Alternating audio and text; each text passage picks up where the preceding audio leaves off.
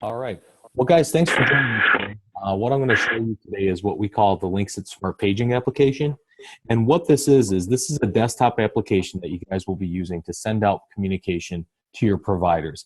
Now, like Amber was saying earlier, it's really up to the, excuse me, it's up to the provider to choose the way they want to receive the messages. So if they want to receive their messages through a pager, they could receive that. That's not the goal.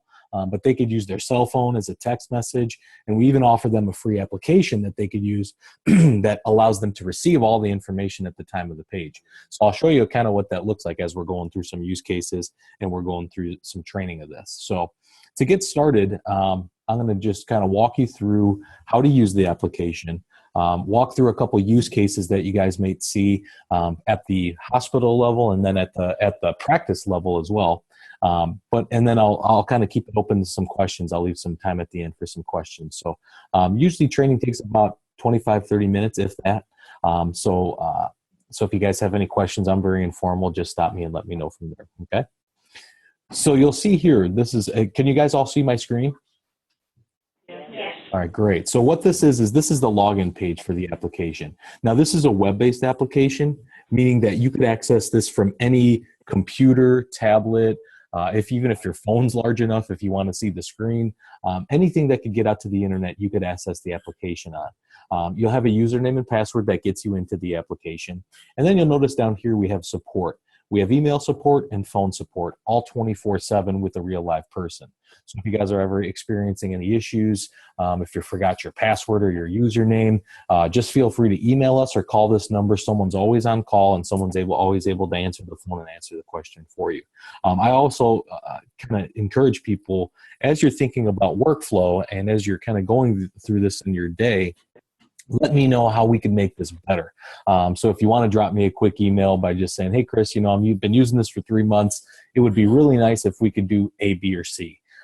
Because I'm a big believer in workflow, and we should make this system scalable and configurable so we could fit your guys' workflow and you don't have to fit mine. I'm a big believer of that. My mom's a nurse, and she always pounded that into me as I was showing her this application. So that's something to keep in mind as something you guys are using the system. Let me know if it's working or if we need to tweak some things to make it fit to how you work, how you do your day. Okay? So when we log into the system here, you'll enter your username and password. Okay, and we'll get that out pre-implementation. Once we kind of get everything ready for go live, we'll hand out the username and password. We'll make sure Amber knows all those when we get those set up. But then you'll enter your username and password and you click on login. And now when you click on login, this is where you select what station or department you're working at for the day. So all these will have all the departments in the hospital. So as I click down here, I'm in my training facility here, so I don't have all the departments you guys have. Let's say, for instance, if I was working in the emergency department that day, I just click on the emergency department. Now, what it takes me to is what's called the message dashboard. Now, think of the message dashboard as this is your home page, right? And this is where everybody that's logged into the emergency department, we all share this screen. So this is something that's really nice that all of us that are logged in at the emergency department are able to see. What's nice about that is if I send out a message and I step off the unit and then Amber gets a phone call and says, I don't even know what the heck, who paged you or what. In the old ways, that's kind of how it worked, right? That was the workflow of, I don't know who sent you the message. Let me find out and put you on hold. But if you look at this message dashboard, if Amber answered the phone and I stepped off the unit, you'd be able to see if I sent out a message, say to Chris Fields, we're waiting a response. Florence Nightingale sent it. Florence is expecting the call back. It's about patient in room number 206. The message was stat, and it's been 17 minutes since we sent the message. So what's nice about that is we're all in the loop about what has been sent on the unit. So this message dashboard is a nice kind of home page or kind of a control page where you're able to see exactly what's going on. Okay, so that's where you'll always kind of be starting it with on this page here. And we have a couple upgrades actually coming to this page where you'll be able to get notifications to your phone, to your department phone. That say, for instance, if a message goes overdue, as you can see here, a message is pink, or it looks kind of pink or red on your screen there.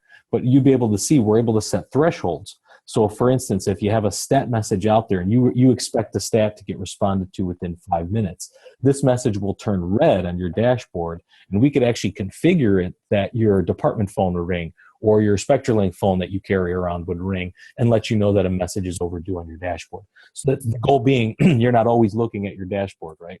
and you're not always kind of keeping an eye on it and whatnot. So that's kind of what some things that we're configuring to be able to work and kind of fit your workflow. Okay.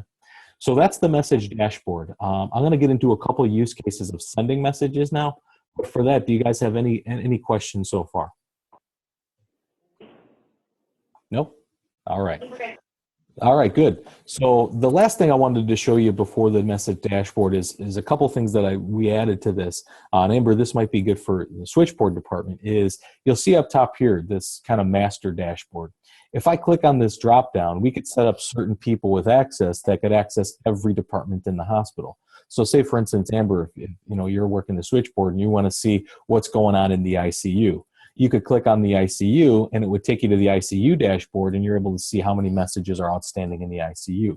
Or same thing, if you wanted to go to Medical East, you could click on Medical East and say, all right, they have no messages from there.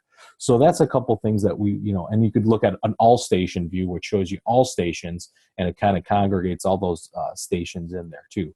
So that's something that we built in there, again, that again fits kind of the switchboard workflow, because you got to kind of know what's going on at the hospital at all times. So that's one thing I wanted to show you there. But the use case of what we're going to do now is just a kind of an example of sending a message and what that looks like. So to send a message, you have two options up here. You have page single and page multiple. Page multiple being that you want to send out a group message, which I'll show in kind of the next use case of, think of it as a group email. So if I wanted to send one message to a bunch of different providers, I'm able to do that by clicking on page multiple. For instance, if we get a new admission and I want to let the pulmonologist and the cardiologist and the primary care doc know, I'm able to do that within one message. But if you just want to page a single provider, just one provider about, say, a potassium level, all you have to do is click on page single. Now, when you click on page single, what that does is that's where it asks you to, who do you want to page? And this is what we call the staff page, right? So what we do is we import all the providers at your facility, and they're all in the system. So now what you'll do is, say, for instance, if we wanted to search for Dr. Fields, and we click on search, there's Dr. Fields, and all you have to do is type in, if it's a long doctor's name or something like that, all you have to do is type in the first couple letters of their last name, and you're able to see that. But then you'll see here, there's Chris Fields. He's a cardiovascular disease interventional cardiologist, and I want to page him. So if I click on page, what will then come up is our message detail page. Now, this looks like a lot, but it really isn't. So what this message detail page is it drives you to say what the message is about. And what's nice is, I'll start from the top here. It automatically remembers who you are because you logged into the system. So I'm Florence Nightingale. We could build in message types. So say, for instance, we have a clinical message, say like we wanted to give a potassium level, that would be a clinical message. If we have a non-clinical message, that would be just like, hey, just an FYI, I wanted to let you know the cardiology staff meeting was canceled at 5 p.m. That would be about a non-clinical message, and that's something we could document there.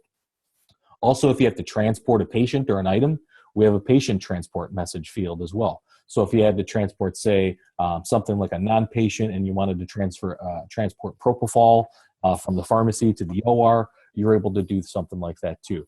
It just kind of, what it does is it structures the message in a way that you don't have to have a clinical message to send those two types of messages, okay?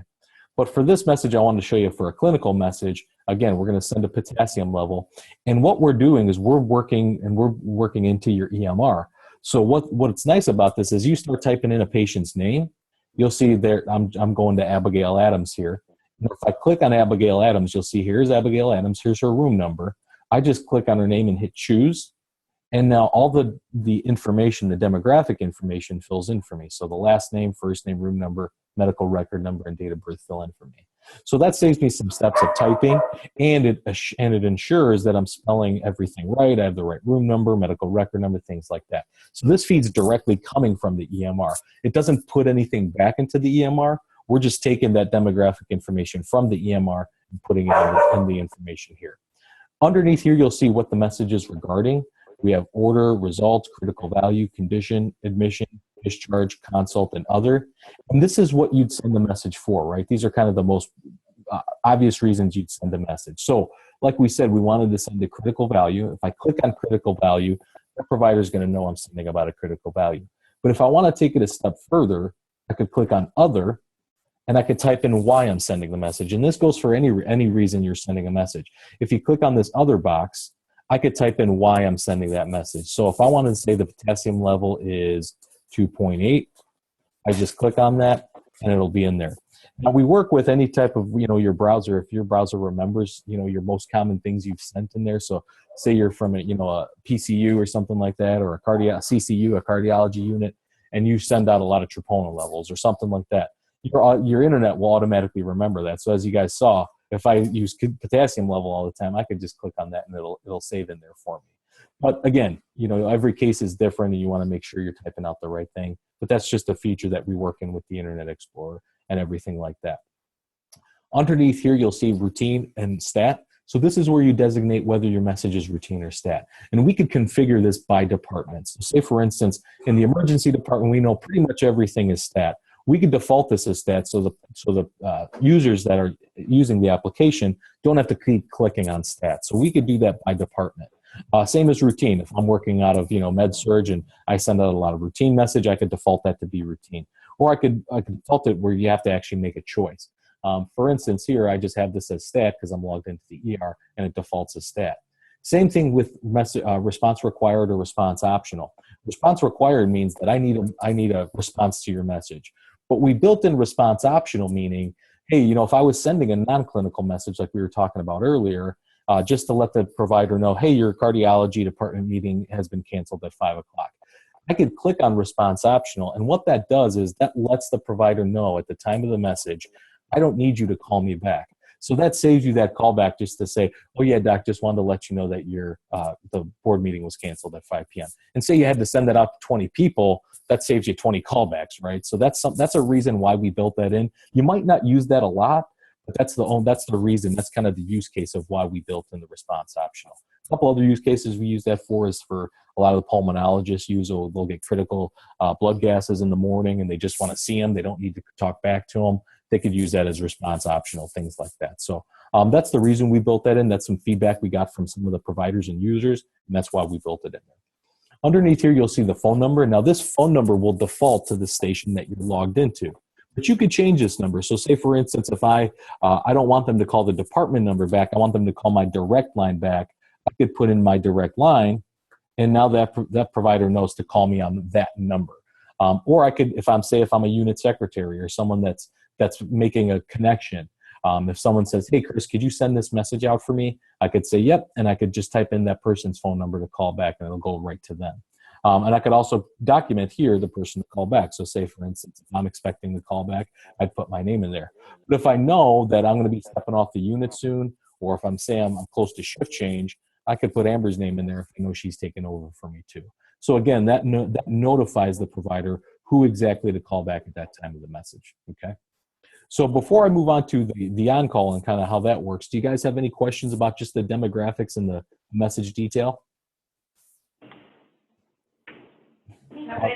All right, great. So underneath here now, we're paging Dr. Fields, right? And the reason that we're paging Dr. Fields is for this potassium level, of course. But now we want to know, is Dr. Fields even available? Is he on call? And what we do is on the back end, we enter the physician's on-call schedules. So we know exactly who's on call and who's supposed to be covering for who.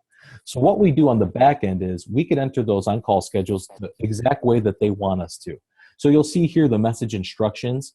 We could type those in, and most practices don't use these message instructions, but what I wanted to show you is certain practices could say, all right, if I have a certain set of instructions for my practice and my docs, I could have those documented. So I wanted to show you this for an example, but this one says between 5 p.m. and 7 a.m. if a message is non-emergent, call my answering service. And we could do that through the system here, which I'll show you in a minute. Underneath here, if it says all emergent messages that require immediate attention, please message the available provider.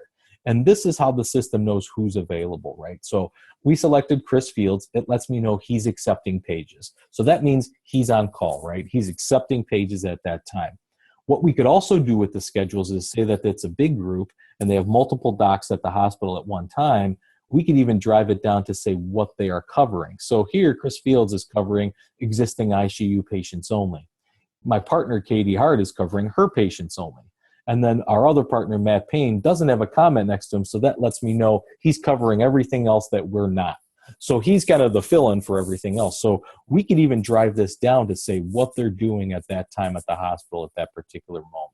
So if I was, working in the ICU, we're logged in the ER, but let's pretend this says existing ER patients only. I'm going to select Chris Fields, and I'm going to send this message out, okay? Now, underneath here, I'm going to highlight this little part here that I'm just showing you right here. This is just all the demographic information. This is what would come through on a pager. As you guys can see underneath, it says message here. It would just show that this is a stat message, critical value, responses required, call back this number from the ED. This would be the demo hospital, or it would say Johnson right there. We could put in the patient's initials if you want and the room number, but we could also take that out if you need to. And that's really up to kind of how security works. But that's what would show up on a pager. They get all that information on a pager. Last thing I wanted to show you, as I kind of skipped over this too, is you could hold a message. Now, say for instance, it's late at night, it's 2 a.m., and you have a non-emergent consult that could wait till 7 a.m. What I could do is click on this hold until and select the time. I could type it in, or I could click on this little clock here and I could hit set 7 a.m. And now what that does is that will create the message for me. But then at 7 a.m., it'll tell me to, okay, we're ready to send this message out and send it. So now what that does is, if I forgot to send that message out at 7 a.m., it documents that we created it, and it'll send out to the right provider at 7 a.m. Now, if the on-call schedule switches at 7 a.m., say, for instance, we were trying to page Chris Fields, but he comes off call at 7 a.m., the system will let me know, hey, Chris Fields is off call. This is the partner that's covering. Do you want it to send it to that partner? So it's kind of smart in that background that it's not going to send it to a provider that's not available or not on call, okay? So now what I'm going to do is I'm just going to send this message out. Let me take this hold until off because we wouldn't get that then. But now what I'll do is I'm just going to send this message. And two things will happen when I send this message. If I send the message, I click on send, it's going to kick me back to the dashboard, and it's going to let me know that it's going to document that we sent the message, right? So it's going to kick us back to the dashboard. It'll send the message out. On the other part of this, so here's our dashboard. And now you could see this message is gray. It doesn't have a red tint to it because it's new. It hasn't crossed that threshold yet. So here you'll see we're waiting a response from Chris Fields. Florence Nightingale sent it. Chris or Amber is expecting the callback, and it's been 22 seconds since we sent the message out. So it documents that we sent that message. But now I'll just show you real quick what the doctor gets. So I showed you what that looks like on a pager. It's a really basic, and that's the same thing it would look like on a kind of what I call a dumb phone, not a smartphone. But that would be what it would come up as a text message on a phone. It would just be very strict, very limited because of HIPAA and kind of you got to comply by HIPAA and what you could send. But now we offer a free application to these doctors with smartphones. And now what that looks like on their end is this. And what this is they log in with a PIN number. We're actually working on it. They just put in their thumbprint as they log into their phone or anything like that. That's their PIN, and then they open up the message here. Now, it will show you that all this information is here. It'll show you the facility. It'll show you the response, the urgency, what time it was created. It'll show you the patient name, medical record number, all that information that we have there. It's critical value, potassium levels 2.8, the sender who was sent the message, who's expecting the callback, and then the callback number. Now that provider also has some abilities to just click on callback. And now when they click on callback, they're directly talking to who that person is that sent them the message at this number. They could also send you a note back. So say, for instance, they're busy with the patient or they're in the cath lab and they say, to one of the techs, hey, send them a note back. Say I'll see the patient in 20 minutes or whatever the case is. They could click on send note and they could send you a note back to the dashboard, okay? And now when they do that, if they open up this message, because this is a very common use case, if they open up the message and they don't do anything with it, if we go back to our dashboard, what does that look like? You'll see this little green check mark. Now, that little green check mark means they opened up the message, they read it, but they didn't do anything with it. So that little green check mark is kind of like a read receipt. They got the message, so they can't say, I didn't get the page. Yeah, you did. It's here, right here. And it documents the time that you sent that message was opened, okay? Now, if they sent a note back, this is what the note would back look like on your dashboard. It would be a little note next to the doctor's name. And if I just click on view note, you could view this note and you could open it up and you could see okay or whatever they said there. Now, anytime you open up a message here, which I'll show you guys here, is if you just view it, if you click on view or view note. So anytime we look at a message here, so say for instance, let's look at this message that hasn't been responded to yet. If I click on view, all the information that we originally sent to the message is there. So again, if I'm answering the phone and I get this information, I'm able to see what that message is about. Underneath here, you'll see any kind of history. So all the history is documented. So at 7:48, I sent the message, and at 7:49, the doctor read the message, and we're still waiting a response. So all that information is documented there. Okay. Now, if this doc didn't get back to me, I could resend this really easily too. So it's crossed the line. It's been half hour since we've heard from this doc. We want to resend the message. So to resend a message is really easy. All you have to do is click on resend. And again, it'll just show up everything here that you sent. And it'll just ask you to confirm the resend, so you're not doing this in any kind of error. Now, what we could do is we could build out those preferences like I was talking. So if this doc's unavailable on his text message, his next preference is his answering service. So we could move it down and kind of have their preferences built out custom this way. I'm going to try him again on his text message. I just hit OK. And now it'll kick us back to the dashboard and let us know that we resent it. So it'll let everybody on the unit know that we resent it as well. So when it kicks back onto the dashboard, you'll see this little red dot. And this little red dot indicates everybody on the unit, we resent this message. So again, it keeps everybody in the loop to say, all right, we resent that message and we don't need to resend that again, okay? All right, so, and again, same thing with the note. So if we wanted to view a note, so say for instance, Katie Hart sent us a note back, I just go in to click on view note, there's her note. Again, the message history is all there.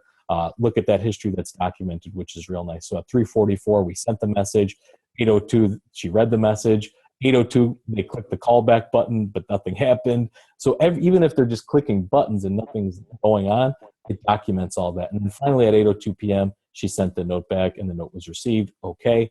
All I have to do now to close the message out, now again, we want to close this message out to get it off our dashboard. I just want to click on responded and click on close message, and I'm done. So now you'll see that message is off our dashboard because we responded to it. Okay. So that's kind of the use case of getting sending out a message, getting a response or not getting a response, and then closing out a message. Does that make sense? Do you guys want to see anything else again? Nope. Okay. All right. So the next use case I want to show you is sending out to multiple providers and what that looks like. So to send out to a page to multiple providers, again, all you have to do is click on page multiple up top here. And when you click on page multiple here, you can search by their name. So say if I want to send a message to Dr. Fields and I search for Dr. Fields, I select him. And now you'll see he's in our little queue that we're building over here by clicking on selected staff. And say I want to send a message to Katie Hart. And there's Katie Hart. I just select her. And again, my queue's building over here under the selected staff. It'll show me my list here. So now I have that queue built out, okay? And now I have some people that are built out with this. I could also set up call groups. So for instance, if we have a STEMI group, or we have a rapid response team, or we just have a cardiology group, or we want to just make any kind of group we want to, we could build out call groups as well. So say for instance, if I have call groups here, I could select my group and say for instance, I wanted to just show my STEMI group. There's my STEMI group. It shows me who's available that day for STEMI. And all I have to do is hit select all and page selected, and I'm paging my STEMI group or whatever group I want to build in here. So that's something to think about too, is as we're going through this, think of some groups we could build in here, because we could send that mass message out to those groups that you guys need to. So we could build those groups into here if you guys need that as well. But let's go back to my paging our selected. There's our selected staff here. We're going to send this to Chris Fields and Katie Hart. And now I just hit page selected. Now when I hit page selected, this is where I just type out the information. So say I'm going to make this non-clinical message and say that the board meeting was canceled. And I'll just make it a routine. Now I could put this as response optional because I don't really need them to call me back. I could, again, there's my phone number if they do need to call me back. And if they do need to call me back, I could put my name in there. And now when I hit send, this is going to go out to both of them. And it's just going to document that both of them have been received, that the message was received. So that's how easy it is to click that. So it'll say, multiple send in progress here. This is kind of slow because it's my little demo database here and it's not on production. So it'll say 1 of 2 message sent, 2 of 2 messages sent, and then it documents those messages have been sent on our dashboard. So that's how easy it is to kind of send a group message. And again, you could do that for clinical, non-clinical, transport, whatever you guys need to do. You're able to send that message out. So any questions on sending out a multiple page? No? All right. And on the doctor page, where you had it, you and Ms. Hart, yes. is that refresh every day to where it'll be blank again, or is it per user? Because I hadn't really seen that page much. So the page multiple you're talking about here, Amber? Are you there, Chris? Yeah. Can you hear me? Go ahead. Yeah. So you were talking about the page multiple? Yeah, the selected staff, will that be there? Like, say the ER secretary needs to page certain doctors routinely. Will she have to search them daily, monthly? Yeah. So every time you're talking about every time you send out a group message? Right.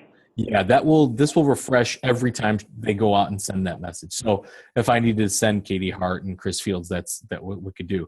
But what we're doing is we're building into kind of the next release. Amber, you kind of hit on a great point, is we're making kind of like a favorites list for users. So for instance, if you're working the ER that day and you're going to be talking to the primary care doc a lot that day, you could make him a favorite. So you just go back and you would be like another kind of favorites tab here, and you go and you just page him from there. So that's something we are working on because that's great feedback. So that would be something that would help some time because that eliminates a lot of clicks. But for now, you just have to type in who you need to. But what we could do, Amber, with that being said, we could build out call groups. So say, for instance, if we have a primary ER call or something like that that's covering the ER that whole day, if you select this is, again, driven by a schedule, and it shows you that group and it has that group out for the day. So you could have this call group built out if you want to do it that way, and just select also that those group of doctors are always there that day. Does that make sense? Yeah, got it. Thanks. Okay, great. Who will change routines? Do they drop off at a certain point, or the routine pages that you do, or do you have to go in and cancel those? Say, Chris, for the routines, do they cancel themselves out after a certain time, or do you have to go in and cancel them? They will cancel themselves out after I believe it is what we can actually configure that, but I believe it's after 48 hours routines drop off. Now you want to close those messages out even if it's a routine message, only because is if you go in here and you view a message here, and say for instance if I leave a message here that's just kind of stagnant and I just leave something here, it's going to reflect that callback time and that whole process of analytics of being able to say, how are our callback times in the ER? So it does affect that. So if I do have something, say for instance, that is routine, all I have to do is click on view, click on responded. It'll automatically timestamp it for me. And I can even go back and date it. So say for instance, if I forgot to close something out, I could go back and date that and say, actually, I closed that out at 8 a.m. I could do that too. So I can do that. So again, we're keeping a good record of communications, because you don't really want to have them drop off and say, why did that doctor take 48 hours to respond to that message? In actuality, they didn't. And you don't want to look like you just took 48 hours to respond to that. So they will drop off, but I would recommend to close them out when you can.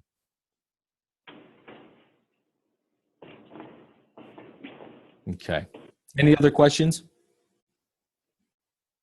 All right, one more use case I want to show you guys is, say for instance, all right, we have a doc using their pager or their cell phone. That's great. But say for instance, like we just had this use case a couple days ago where a doc dropped his phone in the toilet and he didn't have a way to get his messages until he got his new phone. So what we did was we just routed it to his office or his practice. So what you could do is we could still make that call in the actual application here. So if you go to page single, and let's say, for instance, we're going to page our buddy, Dr. Berger. And I go here, and I'm going to page Chris Berger here. And now when I go to page Chris Berger, you'll see, again, I'm just going to, for time's sake here, I'm just going to kind of go and fill all this out here. Say we need an order from Chris Berger, and I need a call back here. And if he wasn't accepting pages here, you'd say, connect me to practice or connect me to answering service. So if I go to connect me to practice, because that's the way that Dr. Berger is going to want this, I just click send. And now when I click send, it's going to take me to this click to call message here. Now this click to call message is what's really nice about this is the system can actually make the phone call for you. So what it'll do, it'll say connect me automatically from the number below. And this will be the number or your department number that's going to ring. So what this does is this rings your phone, you pick it up, and it calls this number, okay? So that's what's really nice about this. It'll actually make the phone call for you. and then it just connects you automatically to Dr. Fields' practice number or answering service number, and it makes that connection automatically. Now, again, we have all those, documented, and on the back end, we have all the practice numbers and answering service numbers loaded. So that would be the way that we get that answering service number. So that's the way we can do this. The other way you can do it is you still want to document that you made a phone call, but you don't want the phone to ring and actually make this ring, or make it work for you. You could say, I will dial the number manually. And what you do there is if you dial the number manually, that it just documents that you actually picked up the phone, dialed the number, and made the call to the practice. And again, it's a way of validating communication times and things like that. So you could still do that. I always recommend this. This is the easy way to do it. It automatically connects you from the number, which is really nice. So what we could do is I could actually show you kind of an example of how this works. And the easiest way to do that is, Amber, do you have your cell phone on you, or do you have a phone number I could call there? I have my phone actually left on my desk. Sorry. Nope. You can do the charge nurse phone. Or her cell phone. Do what? You can do the charge nurse phone. Oh, what extension, or what is it? It's 317 Chris, it's 317 346 346 2815. 2815. 2815. All right, and I'm going to put my cell phone number up top here. Okay, and now what will happen is, again, like I said, my phone will ring, and it's actually going to connect me to the charge nurse phone number. So there's my phone number. Here's the charge nurse phone number. So I'm going to hit OK, and it documents that the call's been made here. So there's our call. So there's my phone ringing, and it's going to say, please hold while Lyxit connects you. So there it says that. So now I am on speakerphone here. And now it's connecting us right there. So there we go. So there, a connection's made, and I'm able to talk right there.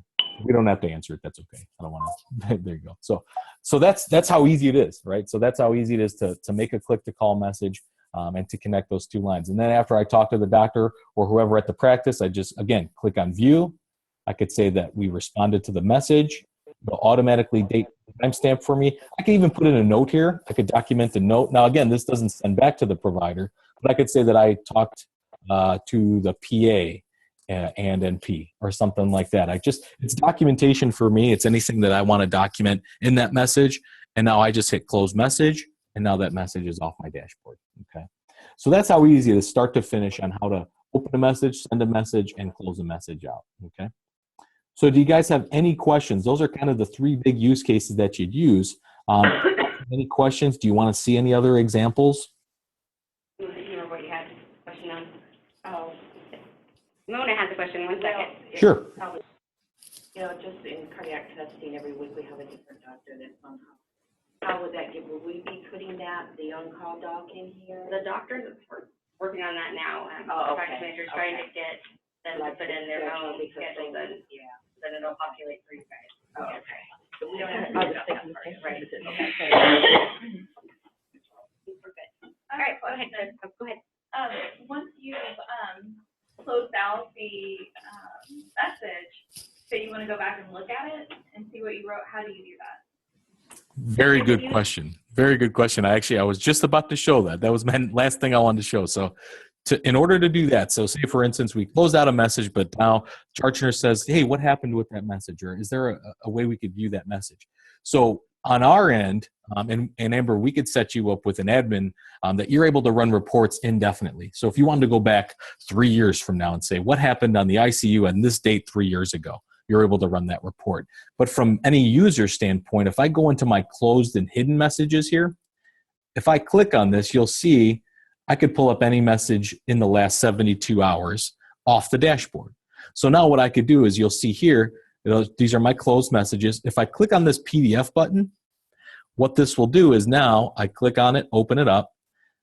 This opens up all the information about that message. It's a PDF that I could save into the EMR. I could print it out as a report. But as you can see here, all the information that we have at 11:03 at 8:33 a.m., we sent the message. And then at 8:34, we updated the message as responded.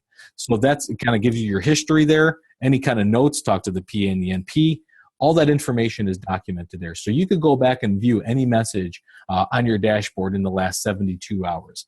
And we do that just for kind of security reasons and things like that. However, if you ever needed a message that was, say, a month old, a year old, 3 years old, we're able to run any kind of analytics report that you want on the back end.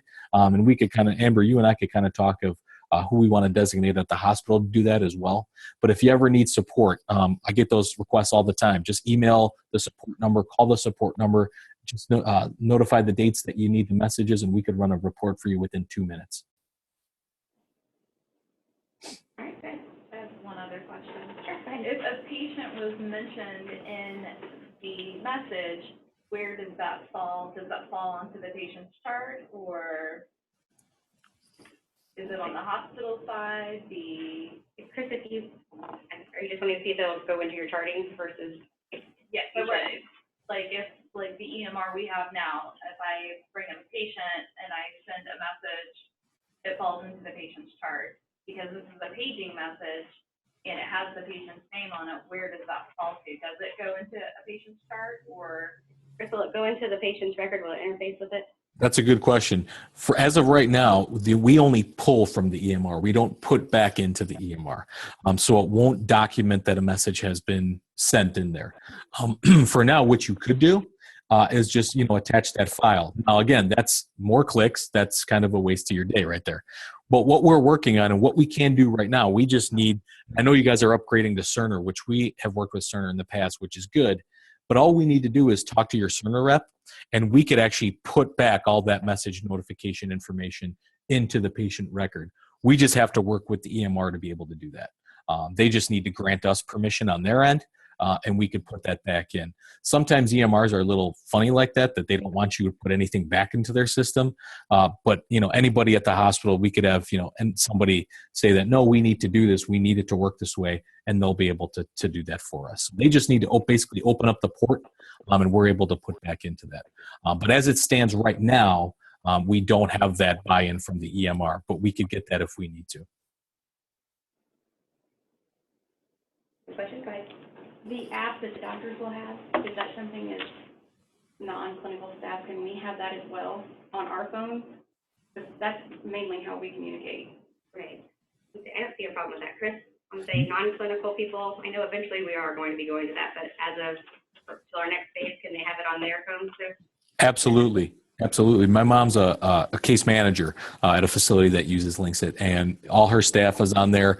We have nurse managers that are on there. We even have, some EVS staff, and kind of maintenance and things like that. So this isn't just limited to providers.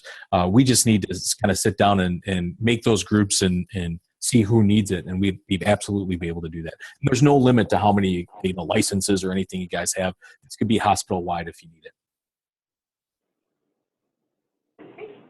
Yeah. Okay. Any other questions, guys? I think they're overwhelmed. Sounds good. Yeah. So the next steps after this, our go live, we're shooting for, I believe it was the 29th, wasn't it, Amber? Of November.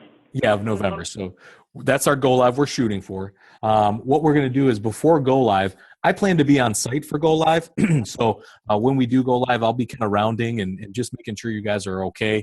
I don't like to just kind of go live with something and then walk away. So I want to make sure that everything's okay. I'm not too far away from you guys. I'm only about 4 hours away. I live in Chicago, so it's not too bad for me to make the trip. So I plan on being there for go live.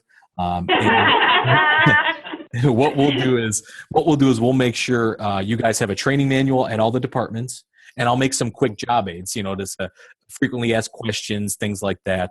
So you guys have some sort of training material and refreshers because, the training is the third now. It might be a little rusty by the time we go live. So I'll be there to do some refresher training, things like that. So I'll be on site when you guys go live. All right. Well, guys, thanks for your time. I know we were pretty much on schedule there, so I appreciate your time. And Amber, if you have anybody has any questions, just send them my way. Reach out to me anytime you guys need anything. Okay. Thanks, Chris. Thank you, guys. You have a good rest of the day. Thank you for your time. You too. Bye-bye. Bye.